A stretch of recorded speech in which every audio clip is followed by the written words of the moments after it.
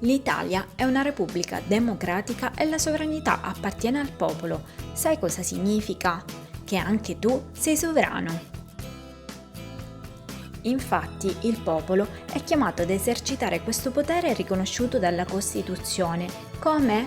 Votando. Ricorda però che per poter votare bisogna essere maggiorenni ed avere la cittadinanza italiana, così come previsto dall'articolo 48 della Costituzione. La sovranità può essere esercitata direttamente attraverso alcuni istituti previsti dal nostro ordinamento, tra i quali il referendum. Noi cittadini, infatti, veniamo chiamati ad esprimere la nostra volontà attraverso il voto su questioni particolarmente importanti. Ti spiego in maniera semplice quali sono i tipi di referendum in Italia. Il nostro ordinamento prevede il referendum abrogativo, il referendum costituzionale, il referendum territoriale e il referendum su leggi e provvedimenti amministrativi delle regioni. Iniziamo dal referendum abrogativo, è previsto dalla Costituzione all'articolo 75. Cosa significa abrogare? Che la norma non produrrà più effetti in futuro e continuerà ad essere applicata soltanto alle situazioni passate che si sono verificate quando era ancora in vigore. Con il referendum abrogativo si chiede al popolo di decidere se abrogare o meno una determinata legge, parte di essa o un atto avente forza di legge. Cosa sono gli atti aventi forza di legge? Sono quegli atti equiparati alla legge come il decreto legge e il decreto legislativo, con cui il governo in casi eccezionali può esercitare la funzione legislativa che di regola spetta al Parlamento. Spesso i quesiti referendari sono formulati in maniera complessa. Ti insegno un trucchetto per non confonderti quando vai a votare ad un referendum abrogativo. Se voti sì, la legge non rimane in vigore e viene appunto abrogata. Se voti no, rimane tutto invariato e la legge rimane in vigore. Sai che anche tu puoi richiedere un referendum abrogativo? Devi però far parte di un gruppo di promotori composto da almeno 10 cittadini iscritti nelle liste elettorali e raccogliere le firme di almeno 500.000 elettori. Inoltre possono richiedere il referendum 5 consigli regionali. Concluse le votazioni, il referendum è valido se partecipano alla votazione la metà più uno degli aventi diritto al voto. Se la maggioranza ha votato sì, la legge, parte di essa o l'atto avente forza di legge viene abrogata. Se prevalgono i no, o se vota meno della metà più uno degli aventi diritti al voto, allora rimane in vigore. Ricorda che se prevalgono i no, lo stesso quesito non può essere riproposto prima che siano trascorsi 5 anni.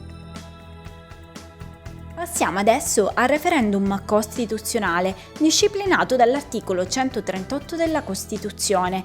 È chiamato così perché, come puoi intuire, si inserisce nella formazione delle leggi costituzionali, ma solo come fase eventuale. In particolare, possono essere sottoposte a referendum le leggi di modifica della Costituzione e le altre leggi costituzionali.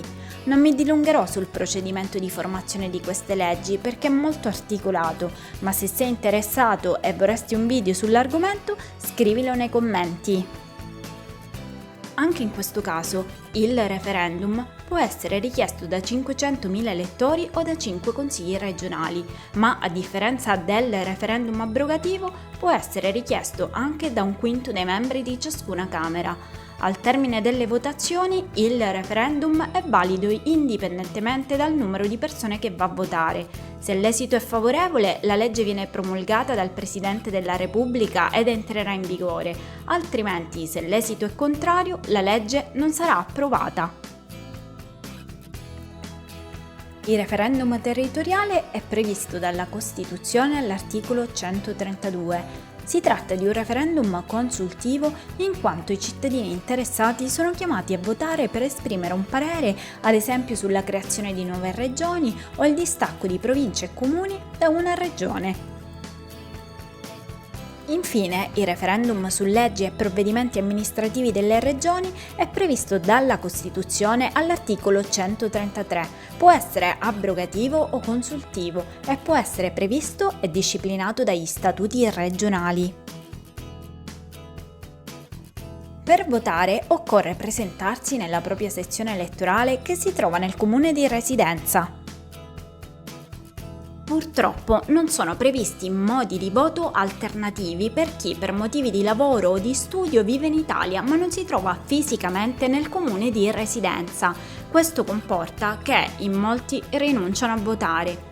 Secondo i dati Istat del 2021, circa 3 milioni di italiani vive fuori dalla regione di residenza, tra lavoratori e studenti fuori sede.